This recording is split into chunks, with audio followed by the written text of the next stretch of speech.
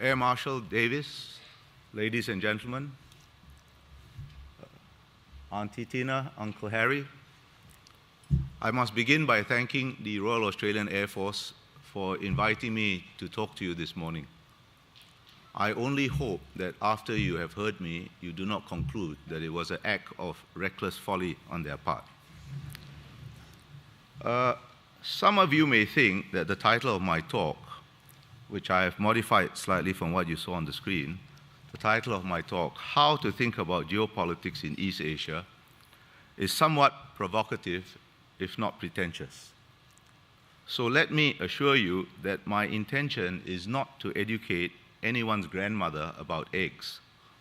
My intention is only to draw attention to something that I think has received insufficient emphasis.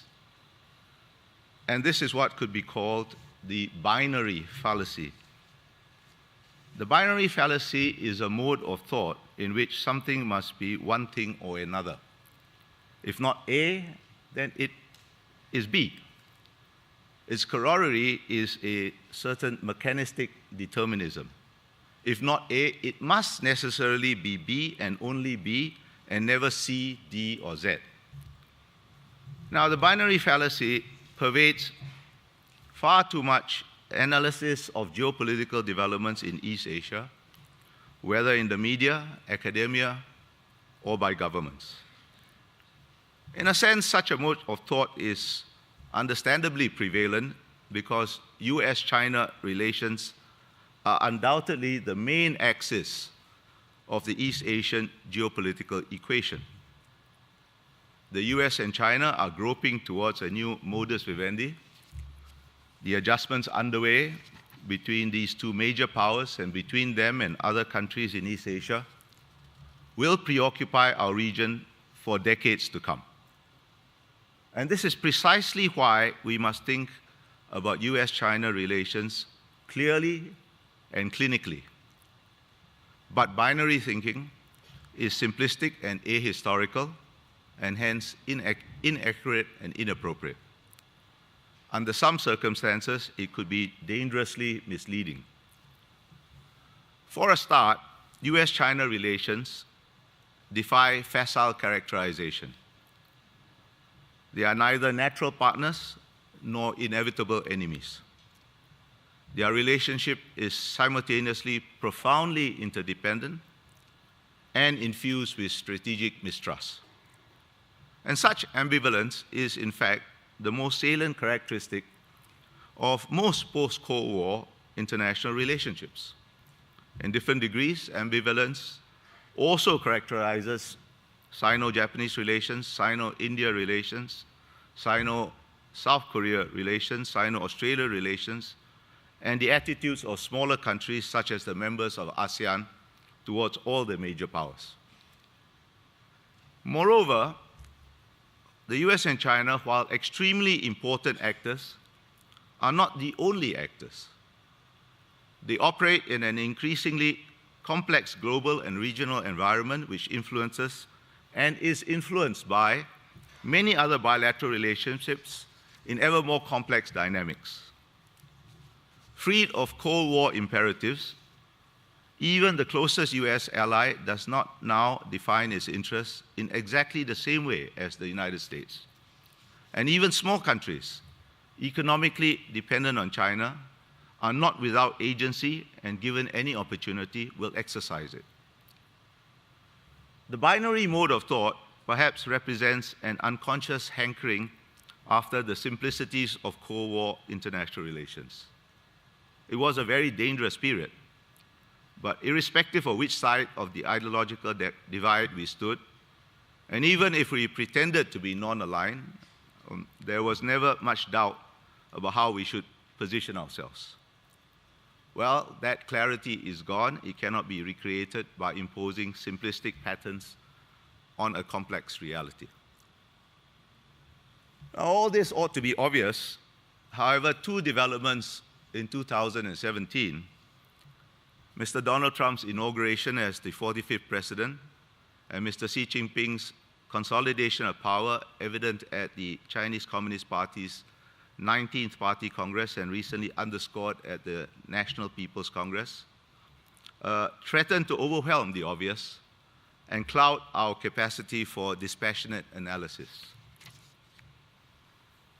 These developments reinforce the tendency to think about US-China relations in binary deterministic terms, in which anything regarded as adversely affecting the United States must necessarily rebound to China's advantage.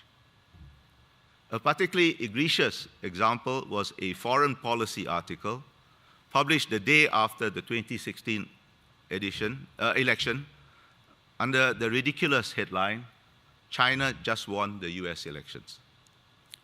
More than a year later, too much of that attitude still persists. The US and China are both changing and changing the world. A more symmetrical US-China relationship is certainly emerging in East Asia. But international relations are not sporting events in which a win for one side is necessarily a loss for the other. China's rise is not America's decline, except relativity. In absolute terms, both will remain substantial powers. Neither is without weakness. Neither's future development is going to be described by a straight line trajectory, either up or down. Simply put, the US under Mr. Trump is not as bad as the American media and large parts of the American establishment, still anguishing over his unexpected victory, portrays. China under Mr. Xi Jinping is not the juggernaut that the Communist Party's propaganda apparatus would have us believe. This again ought to be obvious. But the obvious is clouded by the emotional shock of Mr. Trump's election and the confidence with which Mr. Xi proclaimed China's ambition for a new era. Now, there certainly have been serious disruptions to American policy, particularly in the area of trade. And China's rise and ambition are real. But the idea that China's rise is necessarily America's decline is advocacy, not balanced analysis. The American media and establishment, or at least substantial parts of it, presents almost everything Mr. Trump does as wrong because they want him to fail to vindicate themselves. And China presents ambition as already existing reality because persuading others that it is so goes some way towards making it so.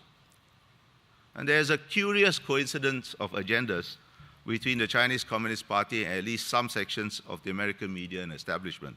Now, please don't misunderstand. I am not suggesting conscious collaboration, but their arguments certainly reinforce each other.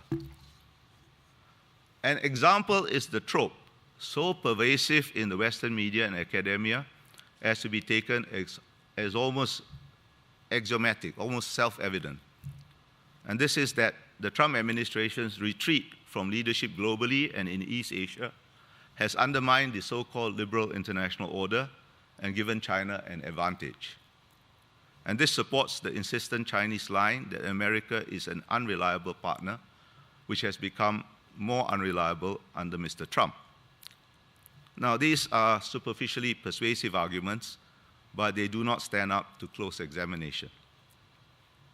It cannot be denied that the Chinese political system is better placed to consistently pursue long-term goals than the American political system that has always been subject to disruptions, some very major, every 4 years, even if the same president or party remains in office.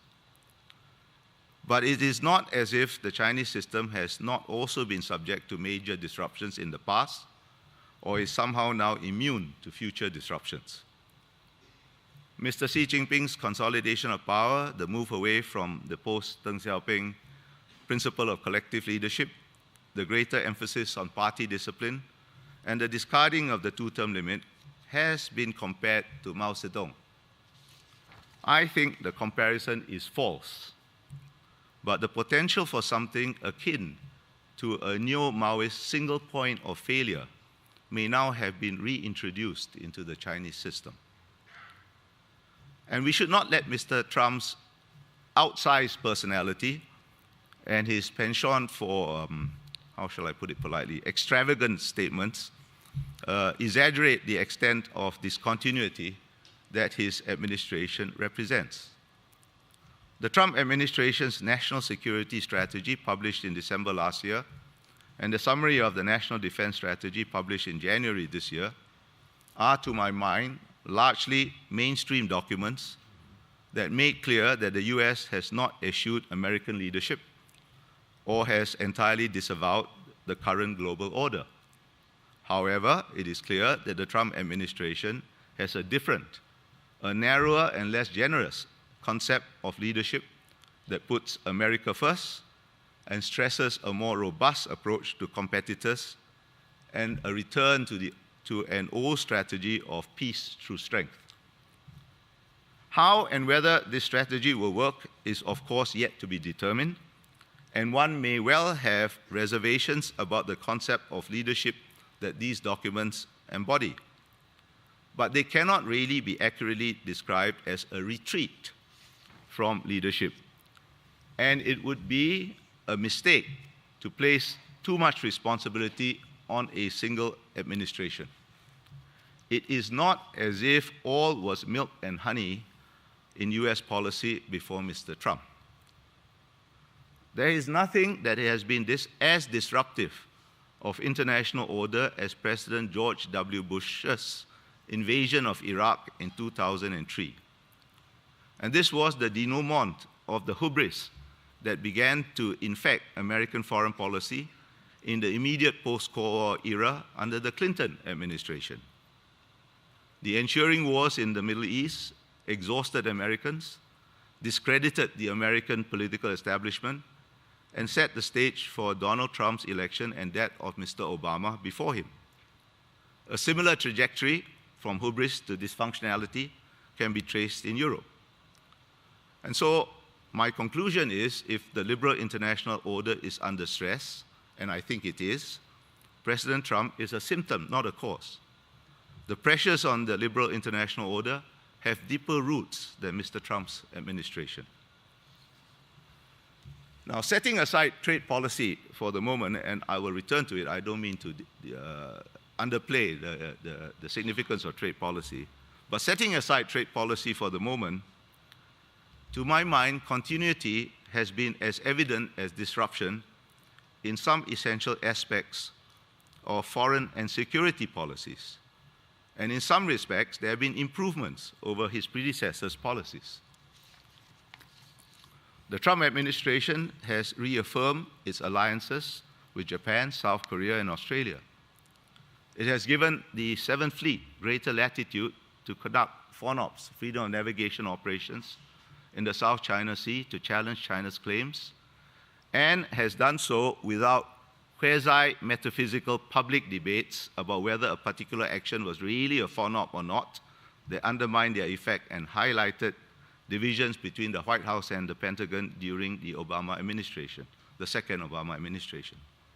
I do not see any sign that the US is preparing to withdraw or retreat from East Asia. The Guam Doctrine of 1969 was a far more serious reorientation of US security policy in East Asia than anything Mr. Donald Trump has said during the campaign or since done. Well, the cancellation of the TPP, the Trans-Pacific Partnership, was undoubtedly a grievous blow to American credibility. But no less serious was Mr. Obama's failure to enforce the red line he drew in Syria. President Trump's decision to bomb Syria while at dinner with President Xi Jinping did much to restore the credibility of American power. And without credible power, there can be no leadership. On North Korea, the Trump administration, it seems to me, is shifting away from a quarter-century-old failed policy of denuclearization and preparing to deal with a nuclear-armed North Korea by deterrence. Mr. Trump uses extreme language, fire and fury, annihilation, but it nevertheless expresses the essential logic of deterrence. And his willingness to meet Mr. Kim Jong-un is a risk. Of course it's a risk. But I think it is a risk worth taking. I do not think North Korea can be dissuaded from acquiring the capability it believes it needs for regime survival. Nuclear-armed ICBMs able to reach the continental United States. It is impossible to dissuade a country from a course of action it believes to be existential, since any cost that can be imposed is necessarily lower than the cost of proceeding, if you think the course of action is existential.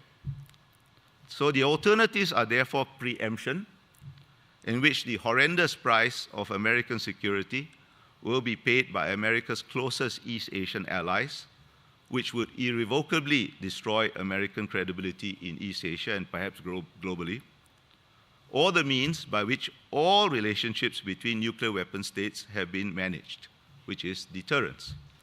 And to be stable, deterrence must be coupled with diplomacy. So I think while it is a risk to be willing to meet Mr. Kim, it's a risk worth taking. Now, competition and cooperation have always coexisted. The Trump administration's national security strategy and national defense strategy can perhaps be criticized for overemphasizing competition. But this is perhaps an overcorrection to the second Obama administration's somewhat naive belief that to secure China's cooperation on issues such as climate change, it was necessary to de-emphasize competition. Well, democracy is always overcorrect. The end of the Cold War and the collapse of the Soviet Union freed China from the constraints of its de facto membership of the US-led anti-Soviet alliance or coalition to relentlessly pursue its own interests. And there are now three competing visions of East Asian order. Now, faced with a rising China, or actually I prefer the term re-emerging China, the US has sought to preserve as much as possible of the East Asian status quo built around its hub and spoke system of allies and friends, in which America is clearly dominant, but dominant within the Westphalian norm of formal sovereign equality. Now, this is a norm always more honored in the breach than its observance, but the norm of sovereign equality nevertheless maximizes the scope for smaller states to exercise agency, provided no vital American interest is at stake. The term rules-based order, or more recently, the broader concept of a free and open Indo-Pacific, describes this American goal. Now, China wants its new status acknowledged, and this is a reasonable and legitimate aspiration. But China holds the concept of sovereign equality lightly, if at all, and seems to want its status acknowledged not merely as a geopolitical fact, but as a new Sinocentric or hierarchical norm of East Asian international relations with China at the apex. And this is an entirely different matter from recognizing a geopolitical fact. China now insistently promotes the Belt and Road Initiative, BRI, as an overarching vision or an overarching strategy in which all roads lead to Beijing. A third idea of regional order, representing the aspirations of the smaller countries of Southeast Asia, is encapsulated in the concept of ASEAN centrality.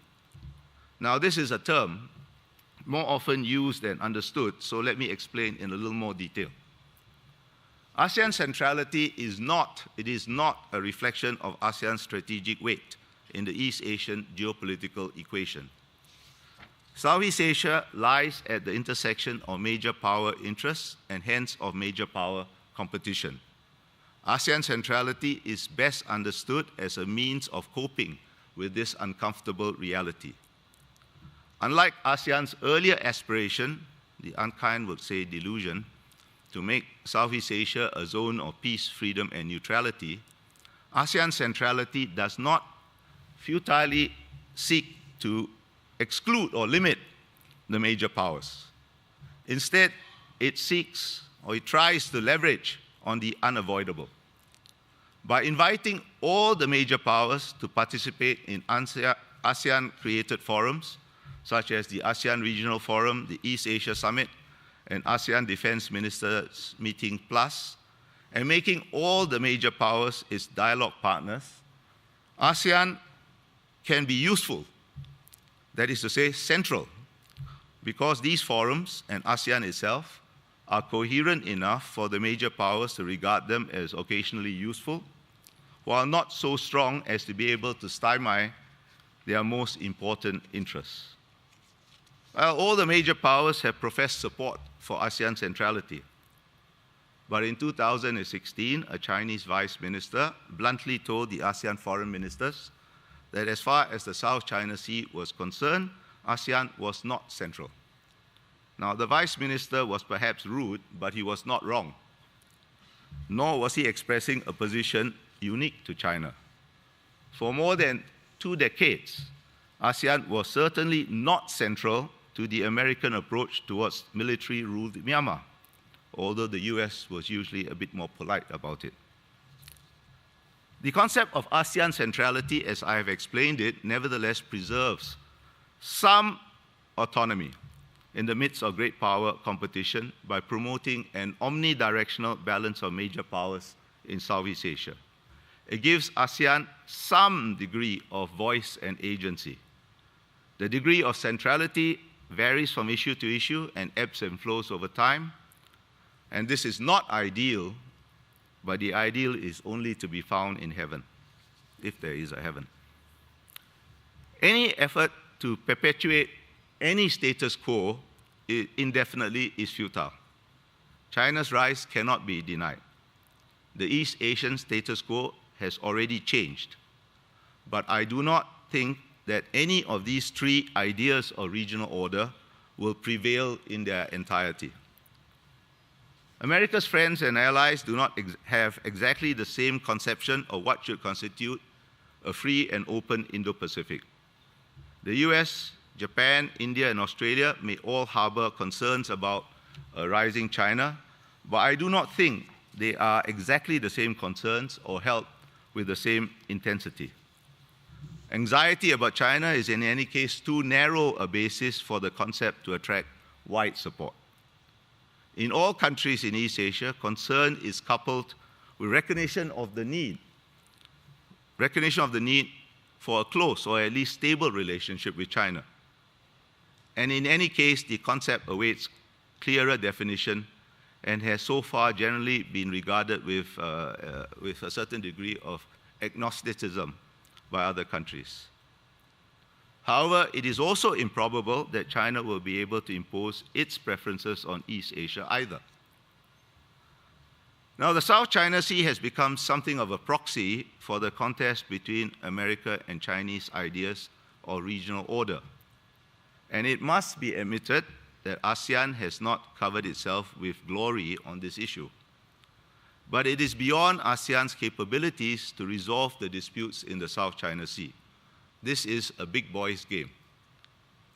At the strategic level, the South China Sea is, in my view, a stalemate. Nobody can make the Chinese drop their claims to almost the entire South China Sea or make them dig up the artificial islands it has constructed and throw the sand back into the sea. Beijing will certainly deploy military assets on those islands, perhaps only periodically, perhaps in time permanently.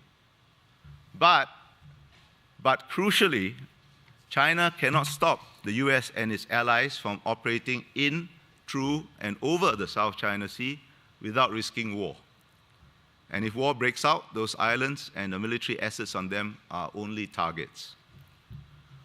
Overall, the US is still militarily dominant and remains so for the foreseeable future. China cannot prevail in a war, and a loss or even a draw will put the rule of the Chinese Communist Party at some risk. The preservation of party rule is the most core of all China's core interests. I doubt Beijing will gamble. The stakes are simply too high. Stalemate in the South China Sea is not ideal, and militaries must plan for worst-case scenarios. But in most situations short of war, that is to say, for the purpose of day-to-day diplomacy, as long as for most situations short of war, that is, I said, for day-to-day diplomacy, stalemate, while not ideal, preserves maneuver space for smaller countries. And as long as the US is present, no ASEAN claimant can be forced to give up its claims or accept subordination. Now, much of the commentary on President Xi's China, and in particular his 19-party Congress speech, focused on China's global ambition and the abandonment of Deng Xiaoping's policy of biding time. There is nothing unusual, to my mind, about a big country having big ambitions. It would only be unusual if a big country did not have big ambitions. But the overwhelming focus of the 19-party Congress speech was, in fact, domestic. An insufficient emphasis has been given to President Xi's definition of the new principal contradiction facing China. And this is, to quote his speech, the contradiction between China's unbalanced and inadequate development and the people's ever-growing needs for a better life, and consequently on the urgent imperative of revitalizing the Chinese Communist Party to meet those needs. The new principal contradiction prescribes an extremely complicated domestic, economic, social, and political agenda, which, as the speech made clear, is connected to the continuation of party rule. Moving industry up the value chain, cutting overcapacity, promoting innovation, improving the environment, revitalizing the rural sector, promoting balanced regional growth, dealing with an aging population, healthcare and social security, promoting social stability, improving education, housing, and food safety, dealing with corruption, diffusing social tensions, and expanding orderly political participation. Now, each of these issues is itself a major challenge, and this list, which I've just rattled off to you, is only partial. I took the list from the party speech. Moreover, the 19-party Congress speech referred only obliquely to a key issue left over from the 18th Party Congress in 2012. And this is, what is the appropriate balance between market efficiency and Communist Party control? The 19th-Party Congress offered no clarity, and indeed there are no clear answers, because nobody has had to face this question before. President Xi affirmed his commitment to economic efficiency, but his stronger insistence on party discipline and the party's leading role may have sharpened the challenge. And the challenge is fundamental, perhaps even existential, because there is no practical alternative to Communist Party rule for China. And the Brick and Road initiative is as much about dealing with this central challenge as it is a new global strategy or a manifestation of ambition. The BRI is essentially the externalization of a growth model heavily dependent on state-owned enterprises-led infrastructure investment. The 18th Party Congress had recognized that this model was unsustainable within China itself, but a new growth model required structural changes that Beijing is unsure how to make without risking internal instability that could jeopardize party rule. Now, by taking this model and exporting it, the BRI buys some time for Beijing to deal with this fundamental question, and it remains to be seen how it will be dealt with by President Xi. It is, however, becoming evident that transplanting the Chinese model overseas can result in serious liabilities for both China and the recipient countries, the debt trap among them. The Chinese presence often evokes as much resentment as admiration or gratitude, and China suffers from a persistent deficit of soft power. In Southeast Asia, concern over the terms of agreements have led to delays in several projects. Anecdotes about the overbearing Chinese presence and its undesirable consequences are in fact common in Southeast Asia. And there's resentment and pushback even in countries highly dependent on China. Let me give you a couple of examples. In January this year, the governor of Sihanoukville in Cambodia wrote a letter to the Interior Ministry complaining about how Chinese investment had increased crime, causing insecurity in the province. Now, this letter was a highly unusual event in Cambodia. And equally unusually, the Chinese embassy in Cambodia publicly acknowledged that there were indeed problems, although it argued that overall Chinese investment was positive, as it is. Laos is a fellow Leninist state and has a close relationship with China. Still, in 2016, at the 10th National Congress of the Lao People's Revolutionary Party, Somsavat Lingsavat, a Politburo member and Deputy Prime Minister, lost his positions. He is ethnic Chinese and reportedly overly pro-China.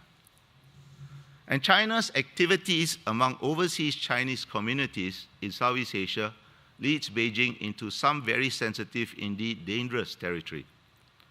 The goal of such activities was neatly summarized by the title of a 2014 speech by President Xi to the 7th Conference of Overseas Chinese Associations, and the title reads as follows: "The rejuvenation of the Chinese nation is a dream shared by all Chinese, all Chinese.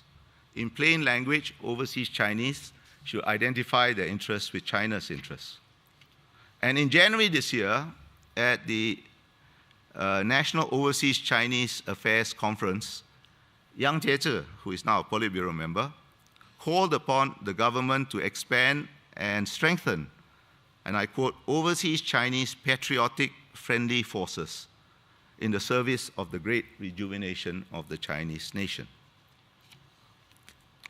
Now, this is clearly, in effect, if not formally, a significant shift away from the PRC's overseas Chinese policy that has held since 1955, and a deliberate blurring of the distinction between the Huatiao, that means PRC citizens, and Huaren, which means ethnic Chinese. That policy began to change as early as 1998, when vicious anti-Chinese riots in Indonesia forced Beijing to very gingerly admonish Jakarta. But the shift of policy has become more apparent under President Xi and has raised concerns even if they are not always articulated in public. Concerns are particularly serious in Malaysia and Indonesia, where in Indonesia, where the TNI, the Indonesian military, and political Islam remain suspicious of China. Concerns also exist in Brunei, Vietnam, Myanmar, and Thailand. For Singapore, my own country, it raises existential issues of national identity on which we cannot compromise. Now, I don't think that Chinese diplomats in Southeast Asia are oblivious to the complications and dangers. But since the reorientation of policy towards the overseas Chinese has been linked to President Xi's China dream and the great rejuvenation of China, there is reason to wonder what exactly is being reported upwards in the context of President Xi's firmer insistence on party discipline. A return to the previous overseas Chinese policy may not be easy or timely. It may take a crisis which could be extremely damaging to China's position in Southeast Asia. Now, ladies and gentlemen, in drawing your attention to these issues, my point is not, it is not that China will fail. I do not think that China will fail. But the BRI in Southeast Asia, as in other regions, is going to face competing demands on Chinese resources, which are vast but not infinite, going to pose problems both for China and recipient countries, and its implementation will therefore be patchy and will not unfold along a smooth trajectory. Some BRI projects will work better than others, some will succeed, some will stall, and some will fail. And this is a normal state of affairs for a strategy, if it is a strategy of such vast scope. Every country in East Asia wants to benefit economically from China's growth. We would be foolish not to do so. But no one is going to accept a relationship with China that curtails their autonomy to pursue other interests and other relationships. The US, Japan, India, Australia, and South Korea, among others, are not going to suddenly disappear from East Asia. They are all substantial economic partners. Now, while contiguity and strategic weight will always give China significant influence in Southeast Asia, and indeed in East Asia as a whole, significant influence is not exclusive influence or even dominant influence. As in the previously mentioned cases of Cambodia and Laos, while some small and dependent countries may not have much room for maneuver, they will use what room exists. And the basic diplomatic instinct of Southeast Asia was best summarized by what a senior Vietnamese official once told me. I had asked him what a change of leadership in Hanoi meant for Vietnam's relations with China. His reply: every Vietnamese leader must be able to get along with China and stand up to China, and if anyone thinks this cannot be done at the same time, he does not deserve to be the leader. In the Philippines, President Duterte has recalibrated the relationship with China, and I think he's correct to do so. But despite his penchant for anti-American rhetoric, he retains the alliance with the US and has cultivated a closer and stronger relationship with America's principal East Asian ally, Japan. China has reportedly bought large amounts of Malaysia's 1 MDB debt, but the 7th Fleet still calls at Malaysian ports, and American aircraft still fly missions over the South China Sea from Malaysian airfields. As a big country, Indonesia has its own vision of its role in the region and globally, and its bebas dan aktif, free and active foreign policy, is an integral part of its national identity. Vietnam exists because throughout its history, it has refused subordination to China. Similarly, in Northeast Asia, a core element of Japanese and Korean national identities is the refusal over many centuries to accept permanent incorporation in the Chinese regional order. India is as big a country as China and as ancient a civilization. It has its own conception of regional order that it is never going to subordinate or subsume in anyone else's ideas, be it China or America. The main risks that have emerged under the Trump administration are in trade. The greatest weakness of the Trump administration's emerging strategy is the failure to make the connection between security and foreign policies and trade policy. In East Asia, trade is strategy. The Trump administration's de-emphasis of multilateralism in favor of bilateralism and on fair, not free trade, and its declared intention to retaliate robustly against what it perceives as unfair trade carries serious risks for all countries in East Asia. For all countries in East Asia, but the main target, as those two documents I cited earlier, the National Security Strategy, makes clear, is China. China cannot replace US leadership. The US led by being open and generous. The universality of the American, or in general the Western model, was a delusion. Still, American openness allowed adaptations of it, particularly its economic aspects, to develop around the world and more or less voluntarily link themselves in one way or another with the United States, while retaining considerable autonomy. America, under the Trump administration, is clearly now less prepared to be generous. But despite its win-win rhetoric, the Chinese approach is far too transactional to replace American leadership. It engenders resistance as well as compliance. Moreover, the Chinese model is built around the structure of a Leninist state, of which only 5 remain in the world, and is far too deeply Chinese in its characteristics to be widely replicable elsewhere. At Davos in January last year, and again at the APEC summit in Vietnam in November last year, President Xi Jinping delivered eloquent defenses of globalization, suggesting that China was ready to lead if the US was not. Well, President Xi's speeches were rhetorical extensions of his great rejuvenation narrative rather than settled propositions. They were as much indirect expressions of anxiety about what it may mean for China if the current global order should unravel, as they were expressions of confidence or leadership. China was the main beneficiary of US-led post-Cold War globalization and the international multilateral trading system. It could also be the main loser if that order descends into further uncertainty because of lack of leadership. China's rise and the Belt and Road Initiative are built on the foundations of the current open US-led order. Can an open order be maintained on the basis of a still largely closed model? And it is precisely how much more and how China should open up that Beijing has yet to decide. The BRI is not a practical alternative to the current order. Can the BRI succeed if the US and China stumble into a trade war or the world turns protectionist? I don't think so. Even though China criticizes the American alliance system as a Cold War relic, insofar as that system is an inextricable component of the broader global order, China's attitude is in reality more ambivalent.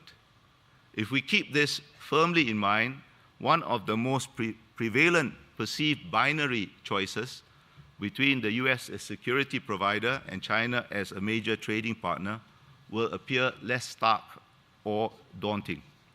And in any case, trade is not a favor one country does to another. If there's no mutual benefit, there will be no trade. Now, again, I am not suggesting that China will fail or never exercise global leadership. China ought to have a greater share of the burdens of global order from which it has benefited.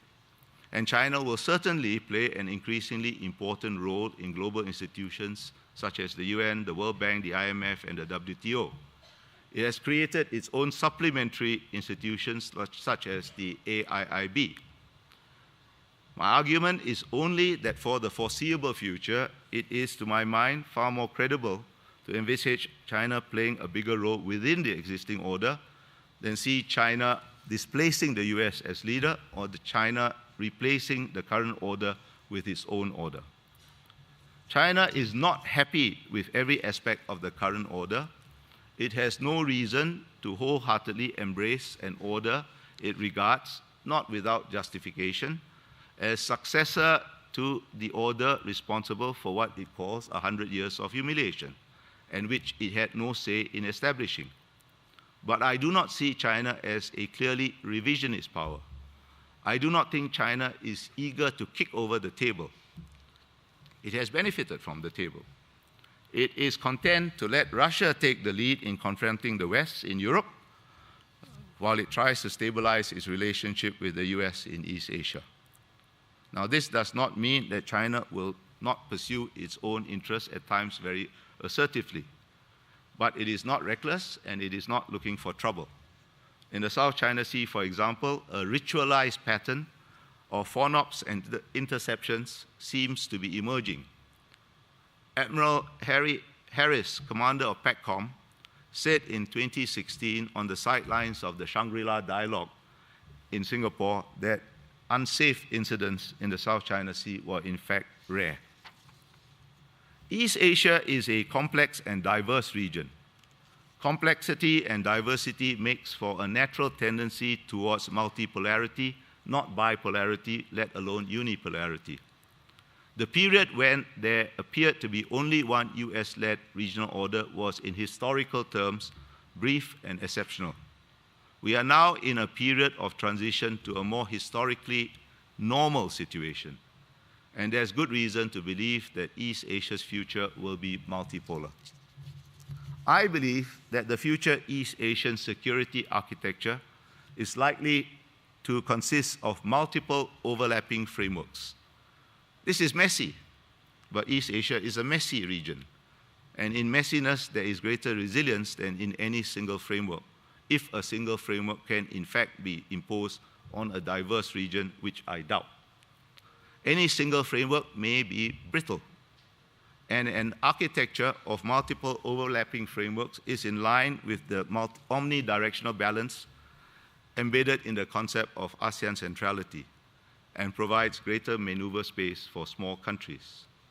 However, in the meantime, until such an architecture of multiple overlapping frameworks emerges, in the meantime, we will have to navigate a period, how long no one can tell, of more than usual major power competition, more than usual complexity, and more than usual uncertainty. Ladies and gentlemen, I began by stating that a binary framework is an inappropriate mode of analysis. And I trust that I have said enough to persuade you that this is so, particularly in periods of uncertainty. I also said at the beginning that under some circumstances, the binary fallacy could be dangerous. And let me conclude by elaborating that statement. Now, this leads me into some sensitive territory, so let me make the standpoint from which I speak absolutely clear. I am retired. I am a pensioner. I stand before you as a pensioner who speaks only for himself. Moreover, I speak analytically and not from any moral pulpit. All major powers compete for influence. They do so in the same way as natural disasters occur, at least it appears so to small countries like mine. It is just a fact inherent in the structure of the international system of sovereign states and perhaps inherent in human nature. Singapore has had to deal with influence operations by the United States. It was not so long ago that we had to expel an American diplomat for interfering in our domestic politics, as we have had to deal with influence operations by other big countries. Now, it is to my mind as pointless to complain about attempts by major powers to acquire and exercise influence by any means available, as it is pointless to complain about earthquakes or floods or typhoons or other natural disasters. We just have to prepare ourselves for the eventuality and deal with it. And if we do not prepare ourselves adequately, it is our fault and not that of the major power, because they are what they are. To deal with this, we have to understand the nature of major power competition for influence. And I think China understands better than any other major power that competition for influence is as much and perhaps even more psychological as it is material. Sun Tzu, the great Chinese strategist, once wrote, "To subdue the enemy without fighting is the acme of skill." China's insistent diplomatic tactic, simple but effective and deployed with great creativity, is to pose false choices and force choices between these false choices. It seeks to instill a sense of fatalistic inevitability about the choices presented.